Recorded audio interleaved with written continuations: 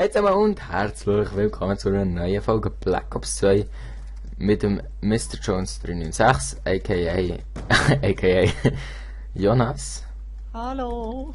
Wir spielen hier auf Mirage, eine ziemliche Kack-Map, aber ich hasse die Map, findest du die gut? Wie heisst die Map?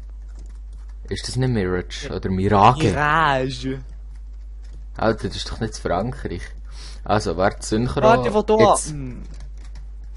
Ja, es geht nur 50 Punkte geben. Ja, ist schon gleich. Ey, wo sind die? Lol, es ist ein Gegner drin und es läuft! Ist so ein gutes Spiel.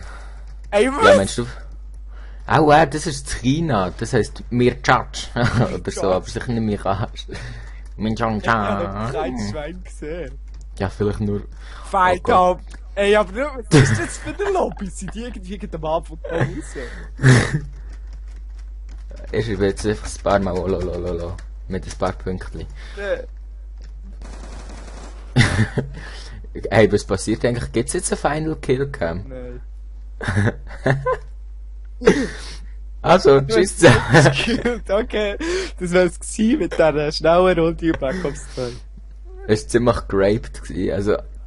Ich meine, die anderen haben keinen Kill können. Also, tschüss.